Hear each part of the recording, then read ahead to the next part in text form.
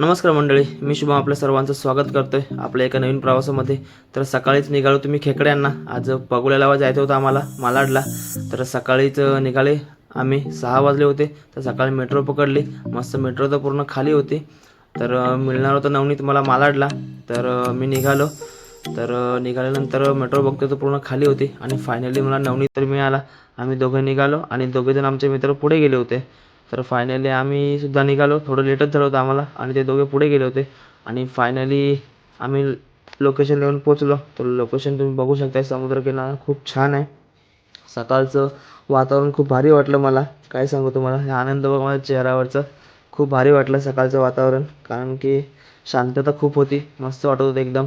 आणि फायनली हे बघा, आम्ही पोचलो लोकेशनला. तर मित्र होते आणि तयारी करत होते आपल्या याचे पगोले लावायचे. तर दाखवतो तुम्हाला, हे बघा किनारा बघा, समुद्र किनारा. हे बघा पगोले लावायची तयारी चालली होती. कोंबडीचे तंगडे आणलेले, पाय आणलेले.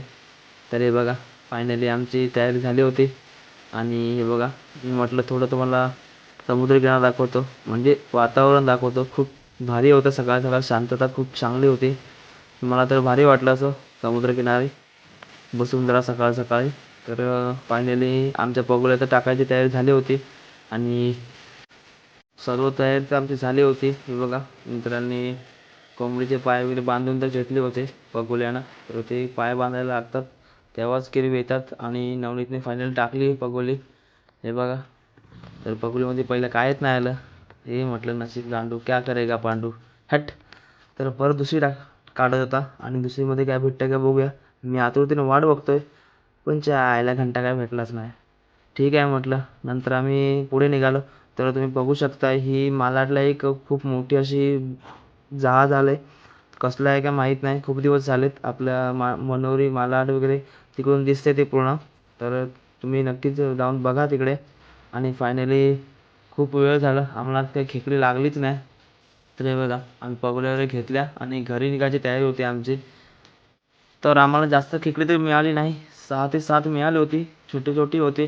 पण ही सर्व खेकडी मला वाटतं नवनीतनेच पकडली होती. त्यातला आम्ही एकच पकडला होता. बाकी सर्व नवनीतनेच पकडली. नवनीत बघा लाजतो, तोंड लपवतोय. आता गेम चेंजर तोच होता. त्याने चटक्यात पकडली 6 खेकडी. आणि रोबोटने फोन करून वहिनीला सांगितलं, आज काही सामान आहे, खेकडी आम्हाला काही मिळाली नाही. तर आता आम्ही निघतोय घरी. तर फायनली वाजले होते 10:30 सकाळचे. म्हणजे पगड्या तर आम्ही काढल्या होत्या सगळ्या आणि आम्ही निघालो बाहेर.